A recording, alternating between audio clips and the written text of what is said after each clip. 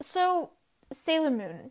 It's one of the most popular anime out there, and it's my current obsession. In fact, Sailor Moon is so popular that when I've told people about my obsession, despite the fact they had never watched it, they immediately knew what I was talking about. My thoughts and reasoning behind why I'm watching Sailor Moon and why I enjoy it will be the content of another video that's gonna come up when I finish the 90s anime, so I'm going to save a lot of the content for that video. So, what am I really making this video for? Besides to comment on the American version of Sailor Moon. Why does my opinion matter? Does it? The answer to that is realistically no, but as I often say, I am opinionated, and there's nothing I love more than saying my opinions.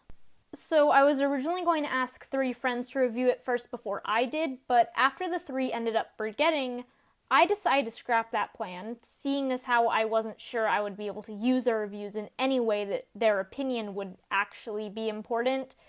As of now, I have seen other people's reviews and comments, and honestly, I'm a little shocked at how much mine differs.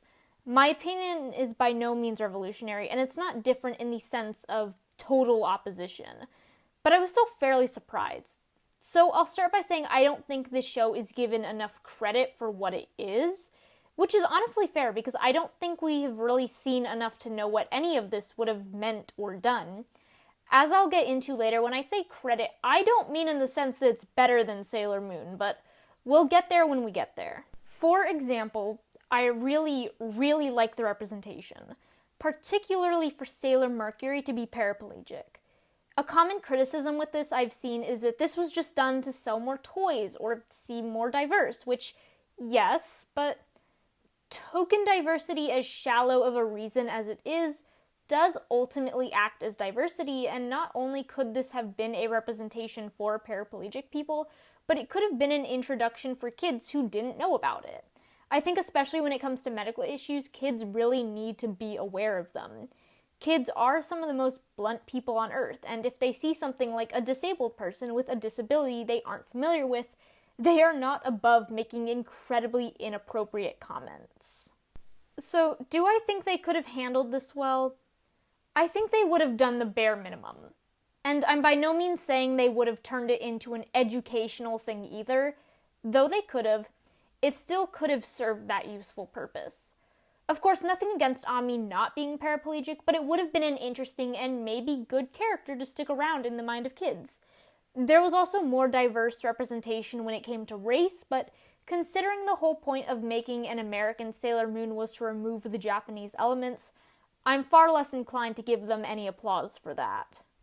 I do think that this slightly altered concept could have been interesting and have its own set of unique circumstances, especially because I think the half 2D and half 3D thing is interesting. But I do agree with pretty much everyone that the Japanese Sailor Moon would definitely have topped the cake no matter what. For one, the writing in America, at least relative to this time period, tends to be really shallow compared to how far Sailor Moon chose to go. I think the best way for me to explain a real situation of this is with She-Ra, whom my friend Alex compared to this pilot. In case you are unaware, I was a bit of a She-Ra fanatic back in my old days, and to this day my She-Ra videos are my most popular, besides the Miraculous one, but we don't talk about her. I'm happy y'all liked it, but I messed up the editing, but that's besides the point. With the OG She-Ra, it did have a fairly good concept, and the writing was okay, type of mediocre. Meanwhile, the reboot by Nate Stevenson was, as biased as I may seem, really spectacular. And yes, there are very valid criticisms, but particularly how deep the show was willing to go with the emotions, relationships, the themes. Honestly, the original She-Ra could never handle the religious trauma or complex toxic relationships. Not in a million years. Sailor Moon and the American version were essentially an opposite version of this. Even in Season 1, a lot of the emotions and character development were very complex and intense, and I honestly think back in those days, America was kinda scared of this type of complexity. In children's cartoons, anyway. And still is to an extent. Naru and Nephrite's god-awful, despicable relationship was horrible in execution, but the concept, removing the age gap and obvious issues surrounding that, was still intended to be very emotional, or like Kunzite and Zoisite? Oh my...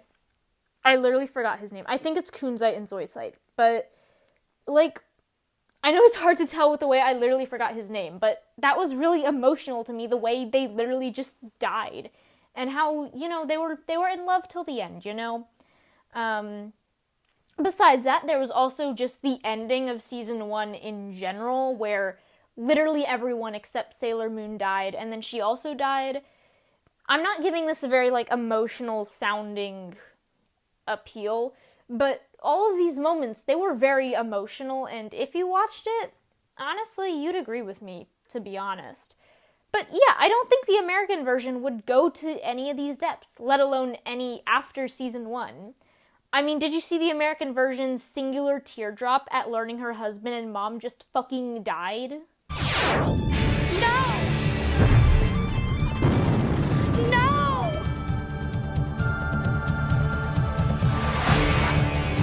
Speaking of the gays, I do think Sailor Moon and the gender and general expression, as well as the relationships, were very important representation, even if they were censored later on in the first American dub, such as making Haruka and Michiru cousins, which was entirely uncalled for and probably the worst possible way to censor anything, and I would not be surprised if that messed up some kids' brains just because of the implications that were very, Oh, look! Here come Amara and Michelle! Oh, great. Why do you think they've entered the contest? They're girls and cousins, too! I also think the Senshi's relations to normalcy was also very different and had much more meaning in the Japanese version. In the American version, they had to go to Earth in order to hide from Queen Beryl, but they didn't seem very upset about that. In fact, they seemed pretty okay with that, and arguably very happy.